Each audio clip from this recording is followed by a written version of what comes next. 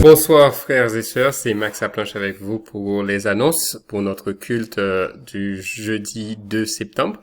Et avant toute chose, nous allons lire un psaume et après la lecture du psaume, nous allons avoir la chorale. Je reviendrai pour les annonces et le message du jour sera prêché par notre frère Jean-Marc et Mogo et je retournerai pour faire la clôture et la prière. Psaume 15, versets 1 à 5.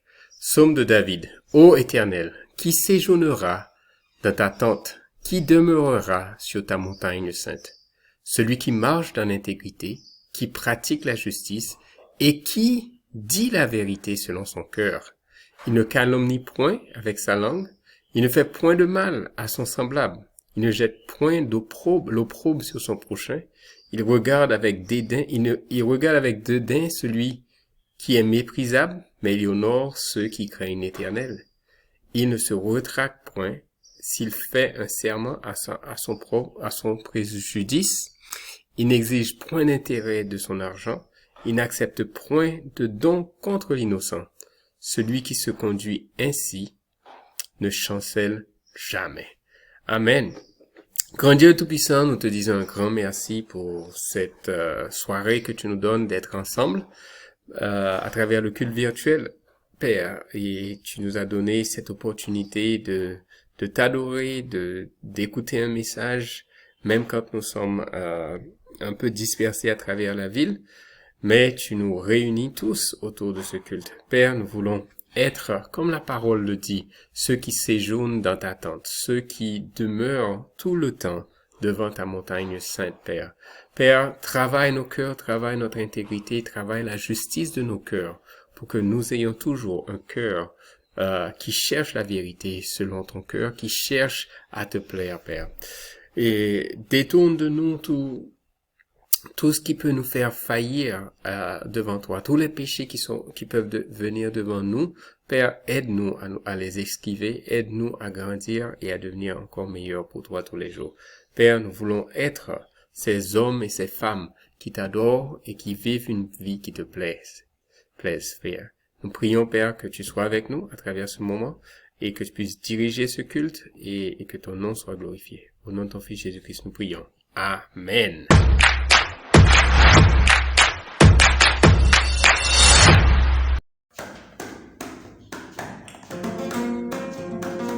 Et voici, depuis que nous sommes en Christ, toutes choses sont devenues nouvelles. Amen. Amen.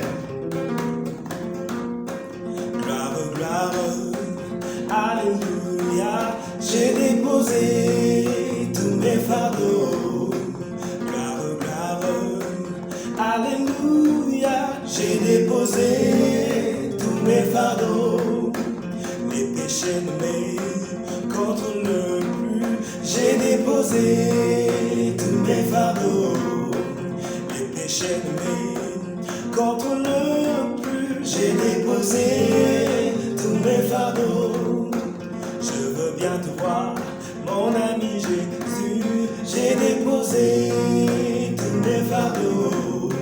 Je veux bien te voir, mon ami Jésus. J'ai déposé tous mes fardeaux. Gloire, gloire, alléluia. J'ai déposé tous mes fardeaux. Gloire, gloire, alléluia. J'ai déposé tous mes fardeaux. Alors on va élever les noms du Seigneur ensemble. Es-tu prêt? On y va. Élève-toi, ô notre Dieu. Élève-toi, ô notre Dieu. Que ton règne vienne sur la terre. Que ton règne vienne parmi nous. Que ton règne vienne sur la terre. Que ton règne vienne parmi nous. J'éclaterai au son des triompheurs. À la tête des grandes nations. J'épublierai triompher ta gloire. Pour l'honneur de ton nom. Tous ensemble. Élève-toi.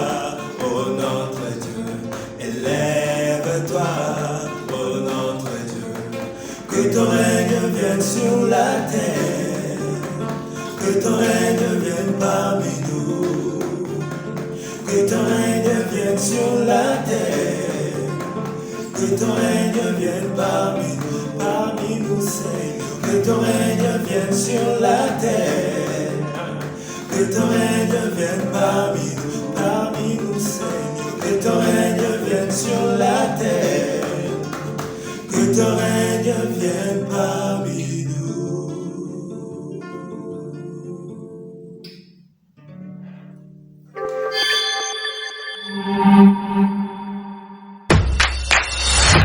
Alors, l'année 2021, c'est l'année de l'utilité. On est déjà au mois de septembre.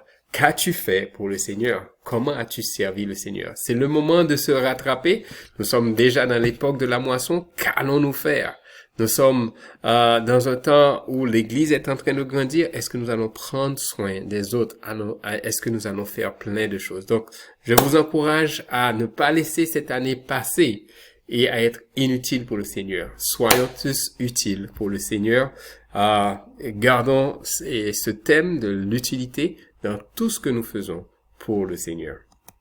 Alors, il y a quelques demandes de prière. D'abord, nous allons prier pour la paix en RDC, pour la pandémie du Covid et pour le personnel soignant et des médecins, dans les hôpitaux, les infirmières et les techniciens et même le personnel administratif des hôpitaux. Et nous avons quelques frères et sœurs qui sont encore malades parmi nous et nous voulons prier pour eux qui puissent se rétablir. Nous parlons de maman Madotumba, Rodin Alda, Abala, et nous connaissons tous les noms qui sont sur cette liste. On va prier pour eux. Et finalement, nous avons appris la semaine dernière le deuil de notre sœur Mado Mandjangu. Et là, ce soir, cet après-midi, nous partageons déjà ça à travers les réseaux, que on aura un culte d'exhortation et d'encouragement pour la famille et les frères et sœurs qui se fera dans la parcelle familiale qui est au quartier M, cité des anciens combattants, numéro 54. Et voilà les directions pour y aller. On n'a qu'à suivre à partir du centre, à partir de la station Kobil, près du centre militaire. On descend sur l'avenue des Cataractes et on prend la première droite et quand on arrive, la première gauche, on prend la première gauche jusqu'au fond à l'église Bima et là nous prenons encore à gauche jusqu'au fond et nous atterrissons facilement à côté du deuxième poteau électrique et nous allons voir la parcelle et vous allez déjà voir les frères et sœurs pour nous indiquer le chemin. Donc allons passer un bon temps d'encouragement en commémorant aussi la vie de notre sœur Mado Mandjangu. Apportons tout notre support à Grace Mandjangu, à Esther, à Joseph et à Ephraim et tous les autres parents et affectés par ce deuil. Nous connaissons que nous avons Paco et famille et vraiment soyons forts et à côté d'eux. Amen. Donc, nous allons baisser nos têtes et prier pour tous ces sujets.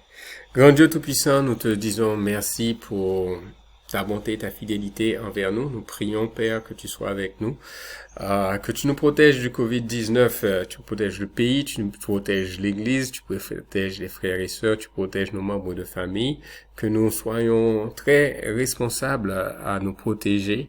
Et chacun, et nous voulons prier aussi pour tout le personnel soignant et que tu leur donnes sagesse et intelligence dans cette lutte contre le Covid-19. Et nous prions aussi pour nos frères et sœurs qui sont malades à la Mwamba, à Lokunga et à Tchangu qui sont sur cette liste, Père.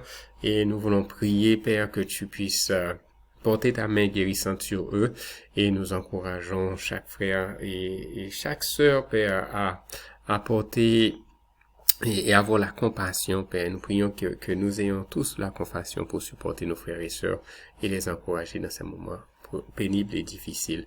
Père, nous voulons prier aussi pour la famille Mandjango, pour la famille Mondangue et tous les autres alliés, Père, qui sont affectés par le deuil de notre sœur Maman Mado Mandjango. Nous prions, Père, que nous serons en grand nombre en train d'encourager la famille ce soir et pour vraiment les encourager dans ce moment pénible et difficile, Père.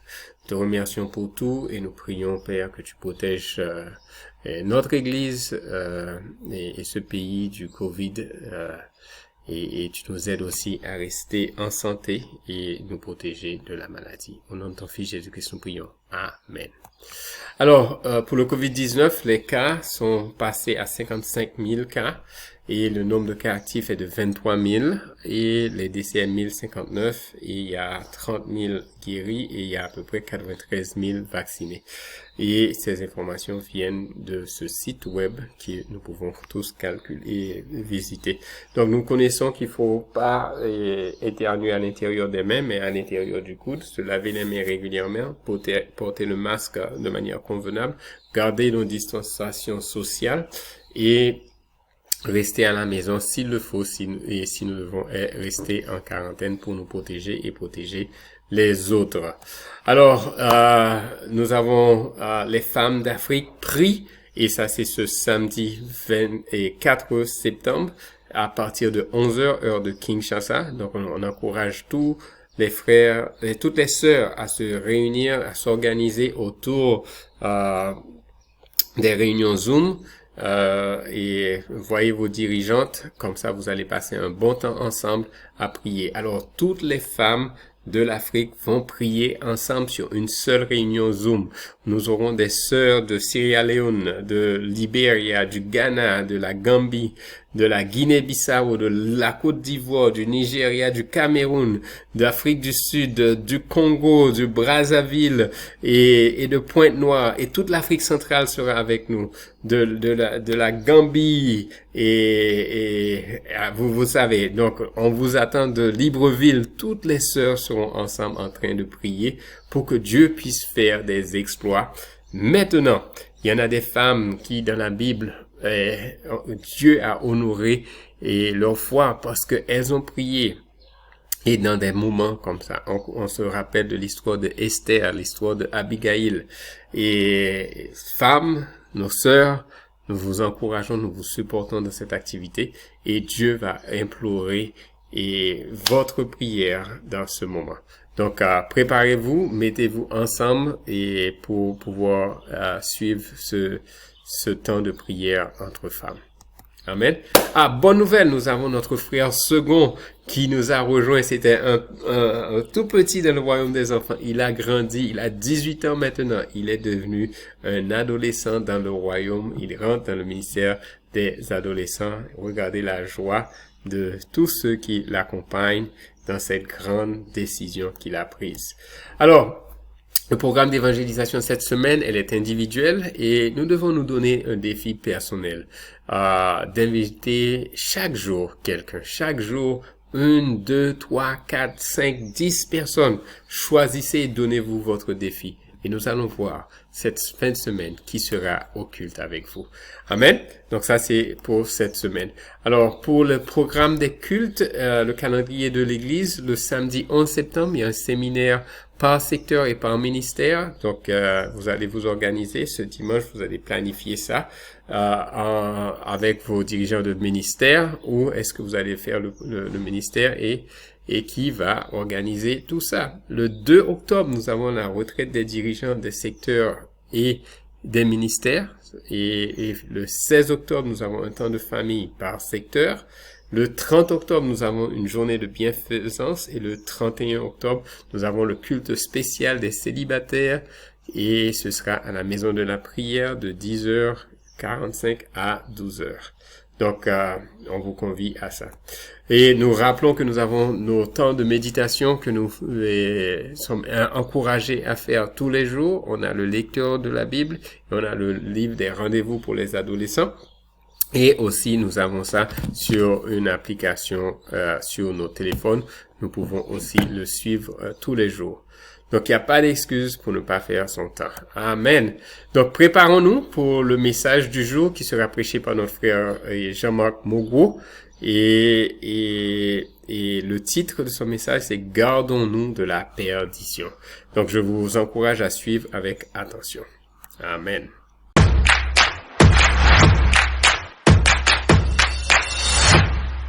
Bonjour frères et sœurs, nous bénissons le Seigneur pour l'opportunité qu'il nous offre ce soir de nous retrouver dans le cadre de notre culte de mi-semaine virtuelle. Je bénis Dieu pour le privilège qu'il m'accorde à travers le groupe de direction de l'Église d'être celui par qui Dieu passe pour vous atteindre. En tout cas, frères et sœurs, avant de pouvoir faire quoi que ce soit, nous allons demander à notre Dieu de nous aider. Laissons notre prière s'il vous plaît. Dieu notre Père, nous voulons encore une fois de plus te dire merci pour le privilège que tu nous accordes de pouvoir partager ta parole ce soir. Éternel Dieu, je te remercie pour le choix que tu portes sur moi. Je prie que tu te serves de moi comme un simple instrument afin que, mon Dieu, mon roi, ta pensée puisse vraiment s'aider notre Dieu, être véhicule à ton peuple. Merci beaucoup Dieu pour la manifestation de ta présence. Au nom de Jésus, ton Fils, nous avons prié. Amen. Alors frères et sœurs, en tout cas c'est une bénédiction pour nous ce soir de nous retrouver dans ce culte. Et donc, vous le savez, le dimanche, Dieu nous a énormément bénis parce que nous avons eu l'opportunité d'organiser un grand culte retour à la maison. Parce que vous le savez, dans notre marche avec le Seigneur, ça arrive qu'on fasse des faux pas, ça arrive qu'on tombe dans les pièges du diable, et donc on se retrouve en dehors de l'enclos.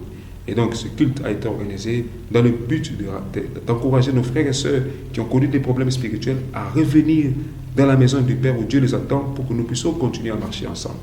Mes frères, on peut peut-être tomber dans les pièges de penser que c'est tout ce qu'on a écouté ce dimanche n'était destiné que, en tout cas, à celles et ceux qui ont connu des difficultés spirituelles.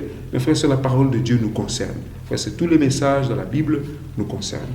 Et donc, ce soir, dans le cadre de notre culte de mi-semaine, nous allons revenir, en tout cas, sur le texte qui avait été lu. Nous allons lire tout le chapitre. Vous le savez, dans Luc 15, du premier verset jusqu'au dernier, il y a tellement de leçons spirituelles que nous pouvons tirer dans ce passage. Mais je voulais ici, comme par rapport au temps, j'encourage chacun de nous à lire ce texte-là. Mais ici, je voulais simplement vous faire voir que Jésus a eu à raconter 3 paraboles dans ce chapitre. Et il a raconté la parabole de la brebis perdue, il a raconté la parabole de la pièce perdue, mais il a aussi raconté la parabole du fils perdu. Et quand vous regardez brebis perdue, pièce perdue et fils perdu, nous avons le mot commun perdu, frères et sœurs. Et donc, le message que nous voulons partager ce soir, le thème, c'est gardons-nous de la perdition. Frères et sœurs, il y a beaucoup de leçons à travers toutes ces paraboles, mais la leçon que nous voulons communiquer au peuple de Dieu ce soir, c'est que la perdition, frères et sœurs, est un danger qui nous guette. Et nous devons nous garder de la perdition. Et donc, frères et sœurs, quand on parle de la perdition, si on peut donner une petite définition, vous le savez dans Luc 9, et Jésus a posé une question, il dit, à quoi sert-il un homme de gagner le monde entier s'il faut qu'il perde son âme? Donc, frères et sœurs, la perdition, c'est aussi la ruine de l'âme. La perdition peut être définie aussi comme l'éloignement de l'Église, mais l'éloignement aussi des voies du salut. Nous sommes, l'Église, c'est le troupeau du Seigneur, le troupeau des brebis de Jésus. L'Église, c'est la parcelle d'amour de notre Dieu. Mes frères et sœurs, on peut s'éloigner de ça. L'Église, c'est la famille de Dieu. On peut s'éloigner de la famille de Dieu. Et donc, frères et sœurs, c'est les dangers qui nous guettent. Mais aussi, on peut s'éloigner des voies du salut. Dieu nous a sauvés. Mais le salut, nous l'avons en espérance, on peut aussi le perdre. Et donc, c'est dans ces cadres-là. Mes frères et sœurs, quand on lit minutieusement ces différentes paraboles, il y a des leçons spirituelles qu'on peut tirer. Et il y a des choses desquelles nous devons nous garder pour que nous ne puissions pas nous retrouver dans cette perdition. Et donc, dans la parabole, la première parabole, celle de la brebis perdue, frères et sœurs, il y a un défaut dans la vie, dans le chef de la brebis, que nous avons besoin d'éviter. C'est la naïveté de la brebis. Frères et sœurs, en tant que disciples de Jésus-Christ, si nous sommes naïfs, frères et sœurs, nous courons le risque de nous perdre aussi. Mais la naïveté, qu'est-ce que c'est, frères et sœurs? La naïveté, c'est la qualité de quelqu'un qui manque d'expérience, la qualité de quelqu'un qui manque de sagesse, la qualité de quelqu'un qui manque de jugement. Donc, frères et sœurs, nous avons besoin d'avoir l'expérience, d'avoir la sagesse, d'avoir le jugement par rapport à tous les actes que nous sommes en train de poser. Vous le savez, la vie chrétienne est une vie des principes que nous sommes appelés à respecter. La vie chrétienne, il y a une ligne de conduite que nous devons respecter. Et frères et sœurs, nous devons développer l'expérience. Et frères et sœurs, vous savez, l'expérience, c'est la connaissance pratique. L'expérience s'acquiert par la pratique. Frères et sœurs, je prends un exemple. Frères et sœurs, vous suivez des cours d'anglais, c'est formidable. Mais frères et sœurs, pour arriver à développer l'expérience de la langue anglaise, vous devez vous mettre à parler, à discuter avec les gens. Ça va vous permettre de développer cette expérience. Quand on prend par exemple quelqu'un qui a suivi des cours de mécanique dans un auto-école, il peut avoir toute la théorie possible.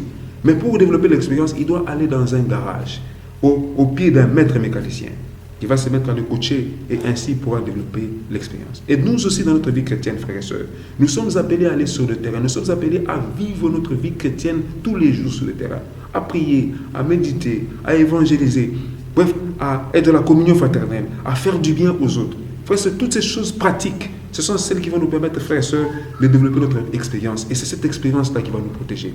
Je vais vous raconter une petite histoire dans ma vie spirituelle. Il est arrivé à un moment donné où, pendant que j'étais en train d'étudier la Bible, en tout cas, je ne portais pas de fruits, j'étais encore jeune chrétien. Et frères et sœurs, et je me rappelle qu'une fois, j'étais en train de discuter avec un ami, et parmi les arguments que je développais pour le convaincre à comprendre qui est un disciple, je lui ai dit qu'un disciple de Jésus-Christ, à partir de Matthieu 28, 18 à 20, c'est celui qui va auprès des hommes de toutes les nations. C'est quelqu'un qui fait les disciples et qui baptise. Mais l'ami m'a regardé en face pour me poser la question, toi tu prétends être disciple, est-ce que tu as déjà porté, tu as déjà baptisé quelqu'un? Parce qu'à l'époque, je n'avais que 3-4 mois dans la foi, je n'avais pas encore porté de fruits. Mais cette question m'avait tellement touché, au point de me dire, vraiment, si je ne porte pas de fruits, si je ne baptise pas, ça veut dire que je ne suis pas en train de montrer que je suis chrétien. Et donc, frère, ça m'a tellement révolté, au point que j'étais en train de me battre pour arriver à porter des fruits. Donc, frère, l'expérience va nous permettre, va nous protéger, frères et sœurs. Mais il y a aussi la sagesse. Éphésiens 5, verset 15 dit, frères et sœurs, que nous devons faire attention à la façon dont nous nous conduisons. Nous ne devons pas nous conduire comme des fous, mais plutôt comme des sages. C'est-à-dire que, frères et sœurs, la sagesse doit guider notre comportement. Dans tout ce que nous faisons, nous devons être guidés par la sagesse divine. Mais est-ce que c'est la sagesse divine qui nous guide, frères et sœurs? Mais le jugement aussi, nous devons en tout cas avoir le jugement par rapport à tout ce que nous sommes en train de faire. Donc, frères et sœurs, la naïveté est l'un des défauts et l'une des attitudes négatives qui pourront faire, frères et sœurs, qu'on se retrouve en dehors de la parcelle d'amour de notre Dieu. La naïveté est une des choses qui peut faire en sorte qu'on se retrouve en dehors de l'enclos, qu'on se retrouve en dehors de la famille de Dieu, qu'on se retrouve perdu. Nous devons faire très attention à cela.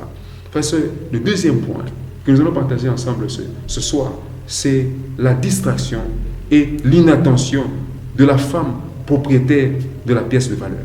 Vous savez, Jésus parle de la pièce perdue. Voilà une femme qui avait par devers elle une pièce. Je ne sais pas si c'était dans son porte-monnaie ou, je ne sais pas moi, au bout de son pagne. Mais par inadvertance, et par inattention et distraction, elle a laissé tomber sa pièce. Et elle s'était mise à chercher, comme vous le savez, frères et sœurs. Donc, la distraction, frères et sœurs, et même l'inattention sont des attitudes négatives qui peuvent faire que nous puissions nous perdre, qui peuvent nous faire tomber dans la perdition. Et, frères et sœurs, vous savez, Jésus, à Gethsemane, dans Matthieu 26, verset 41, s'adressant à Pierre, à Jean et à Jacques, il leur avait dit, restez éveillés et priez, afin que vous ne tombiez pas dans la tentation. L'esprit est bien disposé, mais la chair est faible. D'autres versions disent, soyez éveillés et priez, afin que vous ne tombiez pas dans la tentation. Donc, frères et sœurs, la distraction, c'est en fait le fait de ne pas être éveillé, le fait de ne pas être en prière, frères et sœurs. Et frère, ce qu'on voit la distraction, on voit le fait de se laisser emporter par le sommeil, le fait de se laisser emporter par la fatigue, frère et sœurs. Dans notre marche avec le Seigneur, frère et sœurs, si nous laissons le sommeil spirituel nous emporter, nous avons des pensées éparpillées, frère et sœurs. C'est la distraction. Dieu veut qu'on ne soit pas distrait. Et aujourd'hui, frère et sœurs, il y a tellement de choses qui nous distraient. Et quand on regarde, il y a beaucoup qui prétendent, j'ai pas beaucoup de temps. Mais quand nous regardons, frères et sœurs, parfois nous gaspillons notre temps dans la distraction. Aujourd'hui, par exemple, les réseaux sociaux, WhatsApp, Instagram, TikTok. Regardons, frères et sœurs, combien de temps nous Facebook, combien de temps nous consacrons à ces choses. Et on va savoir que parfois, nous consacrons notre temps à toutes ces choses. Mais parfois, on n'a pas encore prié, on n'a pas encore médité, on n'a même pas encore partagé notre foi avec quelqu'un. Il y a un frère malade ou éprouvé, on n'est même pas encore allé lui rendre visite. Mais à la fin de la semaine, on se dit, j'ai pas eu le temps. Pourtant, nous avons consacré notre temps, frères et sœurs, à la télévision pendant de longs moments. On a consacré notre temps aux loisirs pendant de longs moments. On a consacré notre temps, frères et sœurs, en tout cas aux réseaux sociaux. On a consacré notre temps aux jeux de hasard. Frères et sœurs, voilà des choses terribles parmi tant d'autres qui nous distraient aujourd'hui. Frère et sœur, regarde aujourd'hui, qu'est-ce qui te distrait? Frère et sœur, et justement quand on est distrait, frère et sœur, facilement on va finir par se retrouver dans la perdition. Frère et sœur, mais on parle aussi de l'inattention. Frère et sœur, l'inattention de la femme Frères et sœurs, quand on parle de natation, je voulais vous parler ici, frères, du fait que nous devons avoir des regards fixés sur Jésus-Christ. Vous le savez, lorsqu'on lit Matthieu 14, 25, 33, et les apôtres étaient en train de naviguer, et ils ont regardé, ils ont vu quelqu'un qui venait, c'est comme un fantôme, ils se sont exclamés. Ils disent c'est un fantôme, et Jésus les a rassurés, il dit c'est moi. Et l'apôtre Pierre, qui est notre aîné de la foi, qui avait dit, si c'est vraiment toi, Seigneur, ordonne que je marche sur les eaux. Et Pierre a commencé à marcher sur les eaux, vous le savez. Et il marchait sur les eaux, c'était un exploit pendant qu'il avait les regards fixés sur Jésus. Mais vous savez, quand, frère et sœur, quand les vagues ont commencé à se soulever, il a porté ses regards non plus sur Jésus, mais sur les vagues et tout ce qui s'est passé autour de lui. Et vous le savez, frère et sœur, l'apôtre Pierre a commencé à se noyer. Donc, frère et sœur, si nous ne portons plus nos regards sur Jésus-Christ, si nous ne portons plus nos regards sur notre Seigneur, frères et sœurs, les problèmes de la vie, les difficultés, tout ce qui se passe autour de nous va se mettre, frères et sœurs, à commencer à nous amener à connaître notre naufrage, à se noyer, à nous perdre, frères et sœurs. Donc nous devons toujours avoir les regards fixés sur Jésus, qui est celui qui est le consommateur de notre foi. Et frères et sœurs, et pour terminer le troisième point, frères et sœurs, nous devons nous garder d'une troisième attitude, à part la naïveté, frères et sœurs, à part la distraction et l'inattention, nous devons aussi nous garder de la rébellion du Fils. Vous connaissez l'histoire, vous nous avez raconté ça le dimanche. Le Fils est parti de la maison de son Père par orgueil. Il est parti de la maison de son Père, en fait, par rébellion tout simplement. Et il voulait la liberté, il voulait de l'indépendance. Il était fatigué de vivre dans la parcelle d'amour de son Père. Et frères et sœurs, la rébellion, c'est tout simplement la désobéissance. Et en tant que disciples de Jésus-Christ, nous avons des interdictions.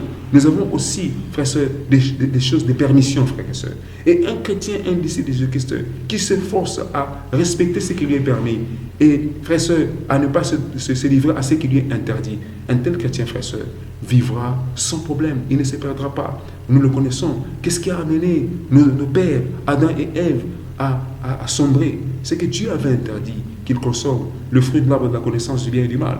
Mais frères et sœurs, ils ont décidé de désobéir, de se rébeller. Et par conséquent, frères et sœurs, le péché est entré. Frères et sœurs, je suis en train de chuter avec mon message pour dire, frères et sœurs, dans Colossiens chapitre 1, verset 13, la Bible dit que Dieu nous a délivrés de la puissance de la nuit et il nous a transportés dans le royaume de son Fils bien-aimé Jésus-Christ, frères et sœurs. Et vous savez, frères et sœurs, en tant que chrétiens, nous devons comprendre que, frères et sœurs, l'Église du Seigneur, la parcelle d'amour de notre Seigneur, l'Église du Seigneur, le royaume de Dieu, la famille de Dieu, frères et sœurs, elle est pour nous, frères et sœurs. C'est qu'une bouteille de coca est pour un insecte dans la basse-cour.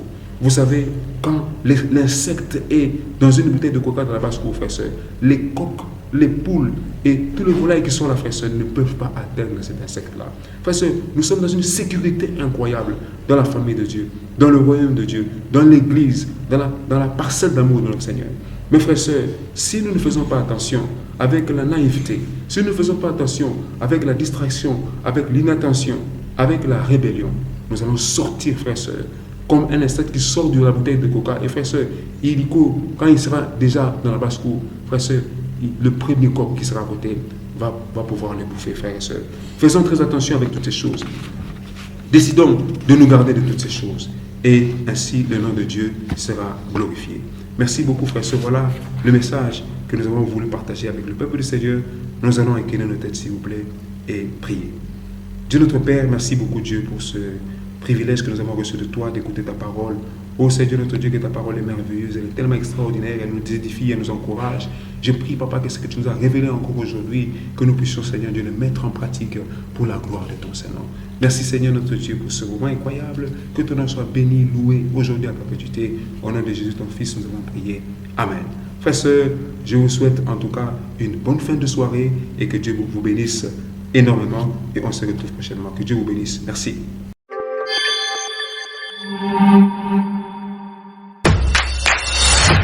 Alors, merci Jean-Marc pour ce grand message sur la brebis perdue, sur la pièce de monnaie perdue et sur l'enfant prodigue. Et nous encourageons chaque frère et chaque sœur à prendre au sérieux Ce message est à l'appliquer. Alors, voici le programme de nos cultes. Le dimanche de 8h à 10h, c'est Tiangou qui sera à la maison de prière. Et ensuite de 10h45 à 12h, ce sera le Moamba. Et pour la Lukonga, le programme est fixé à 9h au complexe scolaire à Nuarit. Et nos cultes virtuels continuent tous les jeudis à partir de 18h. Et nous aurons bientôt des annonces dans nos cultes sur les jours de nos cultes mi-semaine et qui vont s'annoncer déjà ce dimanche au culte. Et je sais qu'il y a les universitaires qui planifient aussi un dévotionnel une fois par semaine. Donc, allons passer du bon temps, allons s'encourager, allons travailler notre communion fraternelle. Alors, je rappelle que la collecte spéciale continue à tourner jusqu'à la fin septembre. Donc, on encourage tout le monde à porter sa dîme et ses contributions et sa contribution spéciale et à se mettre à jour. Donc, on vous encourage tous dans ce sens. Finalement, nous pouvons aussi payer par M-Pesa et tout ça. Donc, je vous encourage à faire ça. Donc, et nous pouvons recevoir la vidéo par notre de tout ça dans notre site et le message et toute notre bibliothèque est disponible pour tous ceux. Et je vous encourage et on va baisser nos têtes pour prier et remercions tout le monde. Grand Dieu Tout-Puissant, nous te disons un grand merci pour ta bonté, ta fidélité. Merci pour ce message. Merci pour ce temps qu'on a passé ensemble. Encourage-nous à garder ta parole vivante et active dans nos vies et qu'on devienne des hommes et des femmes extraordinaires qui t'honorent et qui te donnent gloire. Et aide-nous à rester à la maison. Aide-nous à ne pas nous perdre. Et c'est au nom de ton Fils Jésus-Christ que nous prions. Amen.